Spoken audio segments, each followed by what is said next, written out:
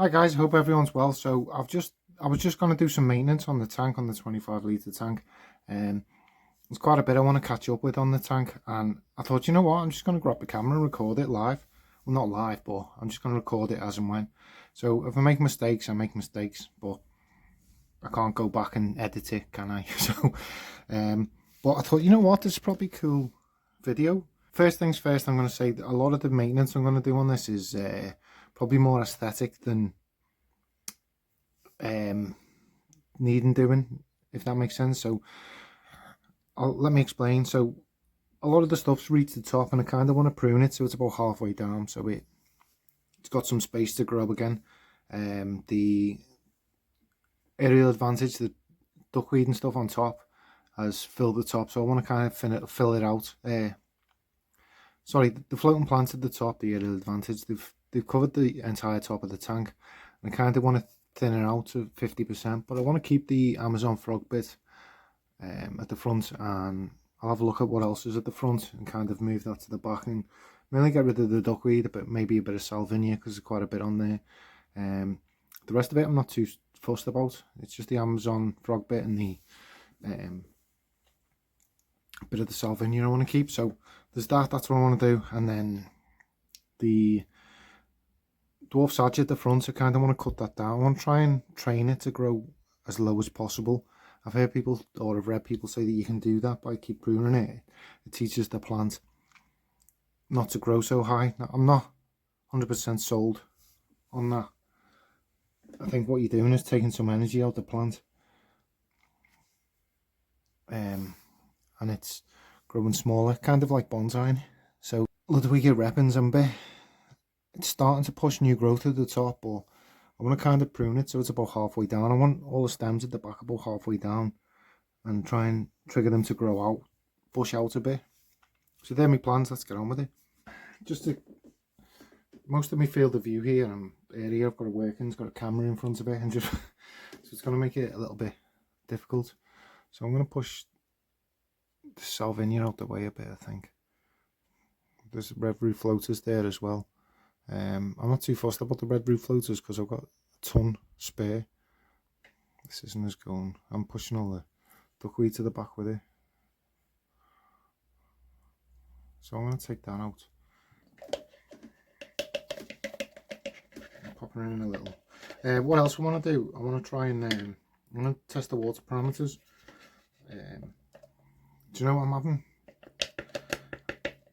Thoughts of, I don't know whether I want to put, pragmatically I need to put me cherry shrimp in here. I need to set up a breeding colony, but then part of me wants to put a cool fish in here and see what it looks like. Maybe I could do both. Let me know what you think, guys. If anyone has got any opinions, I want you to kind of encourage me to have a go at something, because I kind of want to be, I don't know, peer pressured into getting a cool fish. If I can think of one that'll go well with shrimp, maybe.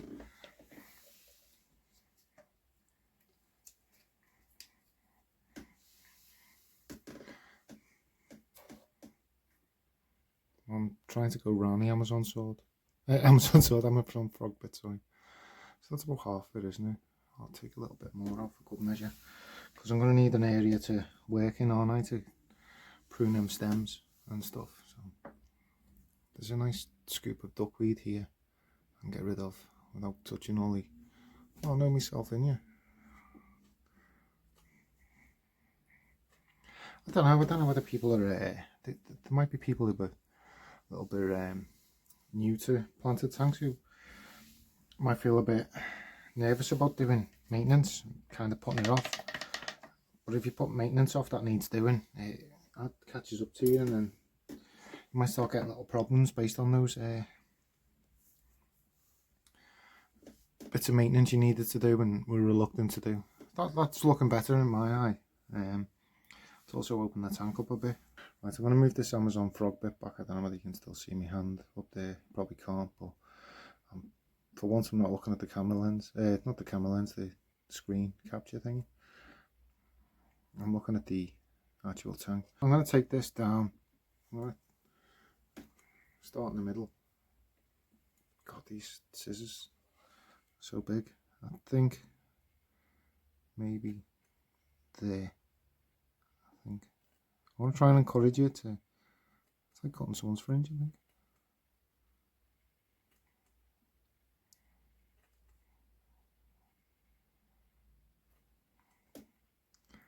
I'll cut a patch and I'll have a look at it and see what I think. Really concentrating here.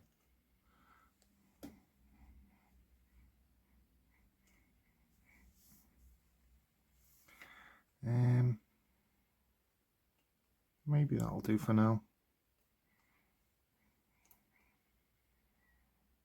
These scissors are absolutely massive.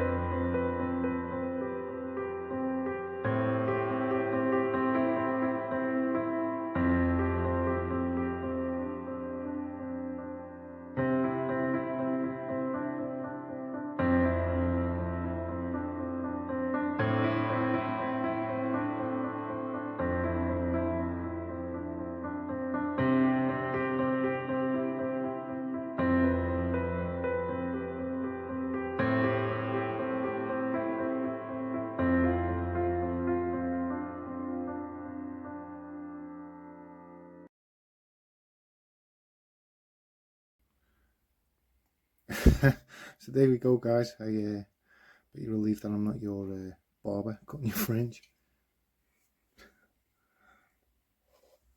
I don't think I'd make much money being a barber. It's alright, using my good hand. It was using my weak hand cutting. I found really difficult. And there is actually, because of the size of the scissors and the size of the tank, I had a really limited space to work with. So what I'm going to do now is take the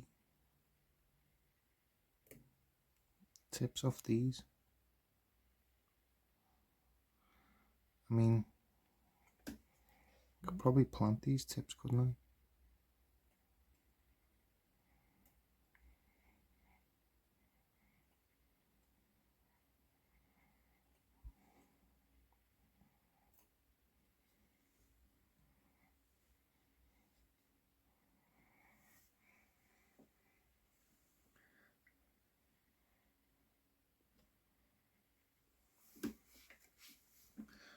But I don't think I'm actually achieving anything by planting them, because they should throw some stems soon anyway, new ones. I'm going to take this down to put the same height, and this one.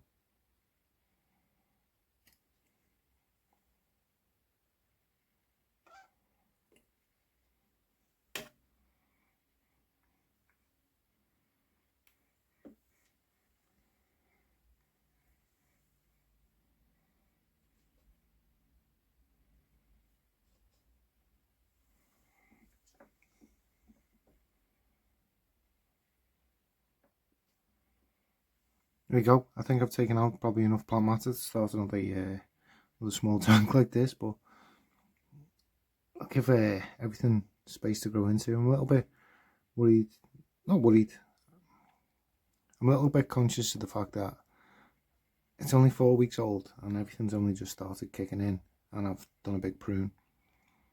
But I feel like in the long term it'll benefit the tank. So now I'm going to test the